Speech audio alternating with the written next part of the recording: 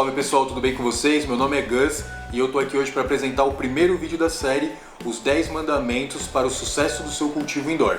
Esse workshop foi desenvolvido pela Growplant em parceria com a Hortilab, que é uma empresa especializada no desenvolvimento de iluminação em LED. Nessa série nós vamos apresentar os 10 fatores que, se monitorados e controlados por você, eles vão aumentar em muito o rendimento do seu grow. Você vai perceber o resultado colheita após colheita.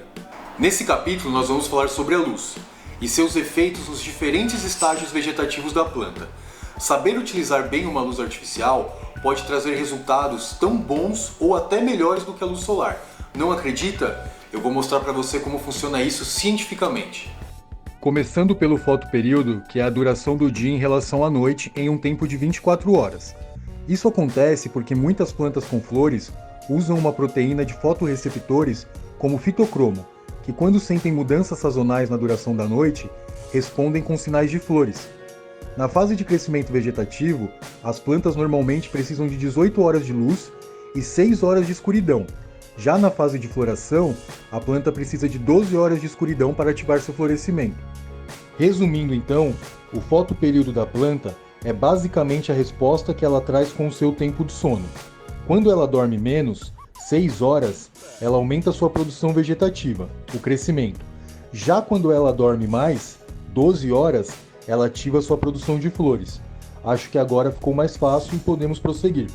No final desse vídeo você vai saber se o tipo e a quantidade de luz que você pretende ter ou já tem é adequada para o seu espaço de cultivo. Então pega o seu bloco de notas, fica atento que a gente vai começar a explicação. A planta usa a luz como fonte de energia para realizar a fotossíntese. Disso todo mundo já sabe. Hoje a gente vai um pouco mais além. Na última década ocorreram diversas pesquisas e avanços tecnológicos no ramo de iluminação indoor e de fotobiologia. Agora nós vamos usar essas informações para gerar resultados e derrubar velhos mitos. Primeiro é necessário entender como funciona a luz, sua composição e quais os efeitos dela no crescimento da planta. A luz é composta por partículas quânticas chamadas de fótons, e esses fótons se apresentam em diferentes comprimentos de onda. O olho humano enxerga a diferença entre eles como cores. Ondas mais curtas são representadas no espectro da radiação visível como a luz azul. Ondas médias enxergamos como verde e ondas mais longas são identificadas pelo olho como luz vermelha. Até pouco tempo atrás, os cientistas acreditavam que apenas duas faixas do espectro A e B ativavam a clorofila nas plantas. Nesse gráfico, apresentamos como se comportam as faixas de espectro de luz. Uma faixa de luz azul entre 440 nanômetros e outra mais avermelhada com 640 nanômetros. Vocês se lembram daquelas luminárias antigas de LED, violeta? Eram exatamente esses dois diodos, azuis e vermelhos, que os cientistas acreditavam que impactavam diretamente na fotossíntese da planta. Mas não é bem assim. Estudos recentes mostram que as plantas conseguem absorver muito mais frequências de luzes do que nós imaginávamos. Todas as frequências apresentam diferentes reações morfológicas em diferentes tipos de plantas. Elas são capazes de absorver inclusive o verde, que muitos achavam apenas ser refletido e não absorvido pelo tecido celular da folha. Veja a penetração de fótons de diferentes frequências nas células dessa folha. Como vocês podem ver no gráfico, essa absorção ocorre não só por todo o espectro de radiação visível, mas também nas faixas de ultravioleta e infravermelho, que não conseguimos enxergar.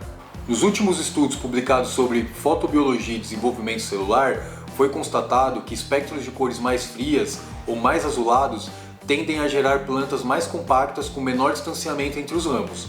É por isso que na fase vegetativa, grande parte dos produtores costumam usar luzes com espectro mais branco, como a lâmpada de vapor metálico ou LEDs com um pouco mais de azul na composição. Já um espectro contendo maior quantidade de vermelho, como por exemplo uma lâmpada HPS, produz uma maior divisão celular, gerando uma distância maior entre os ramos e entre nós, que resulta em uma planta mais alta, que esticará mais no estágio da floração. Esse é um fator importante. As luminárias mais recentes de LED trazem uma grande flexibilidade para trabalhar com esses efeitos morfológicos das plantas. Em algumas luminárias LEDs de última geração, como a Quantum Board, você tem a opção de controlar a intensidade da luz branca e acender a luz vermelha quando você achar necessário, controlando assim o tamanho da planta na fase de vegetação e também de floração.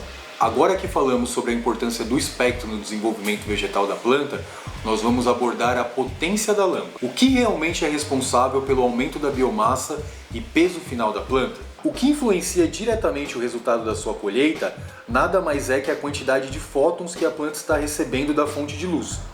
Nós usamos o termo ppfd para quantificar quantos fótons a planta está recebendo por segundo por metro quadrado. Para termos uma referência básica de medida, ao meio-dia, com o céu limpo, temos em torno de 2.000 ppfds ao nível do mar, ou seja, são 2.000 fótons por segundo por metro quadrado. Porém, esse número muda frequentemente. O dia começa com 10% desse valor, chegando a 100% no meio-dia e caindo aos poucos, até chegar a 150 ppfd pouco antes do pôr do sol. Como vemos no gráfico, a soma desses valores chamamos de DLI, que é o valor de número de mols por dia.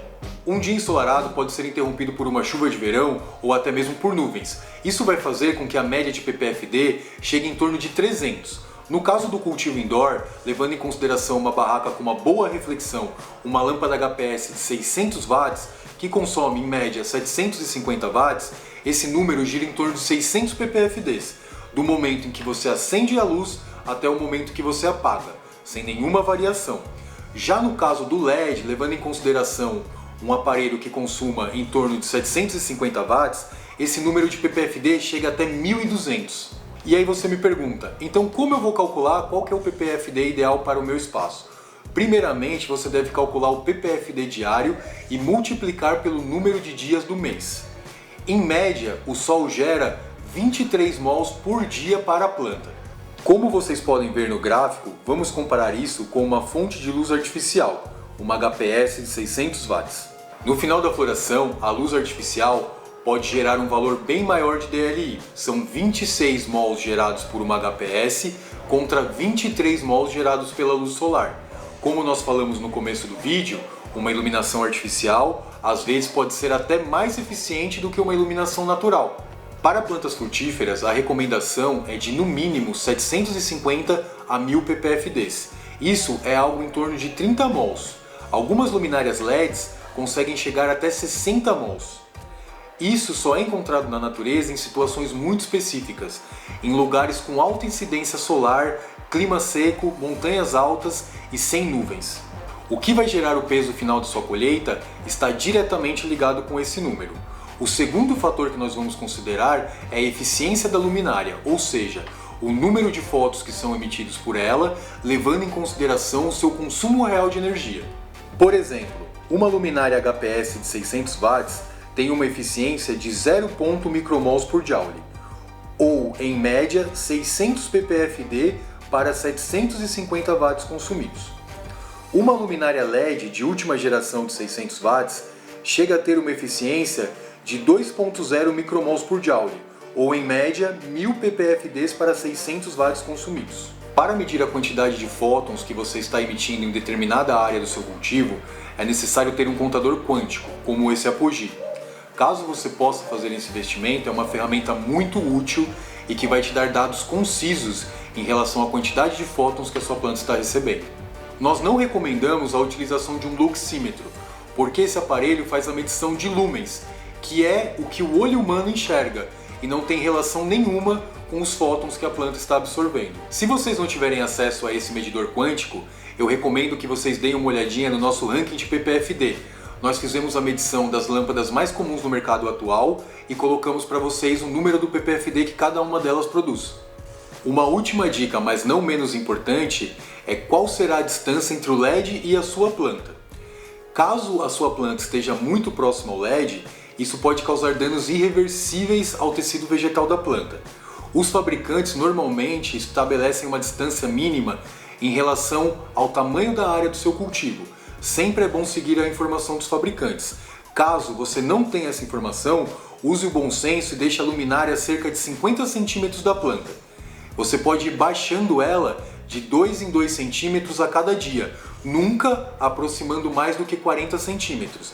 E sempre deixando que a sua planta se acostume com essa iluminação. Então é isso, galera, espero que vocês tenham gostado. Em breve sairão mais vídeos dessa série. É um tema um pouco complexo, caso você tenha ficado com alguma dúvida, deixa a sua pergunta aqui nos comentários que eu respondo para você. Não esquece de seguir o nosso canal para acompanhar o lançamento dos próximos vídeos. Também segue a gente lá no Instagram e aqui na descrição do vídeo eu vou deixar o link para a Hortilab, que é a nossa parceira. É isso, galera, valeu, até o próximo vídeo.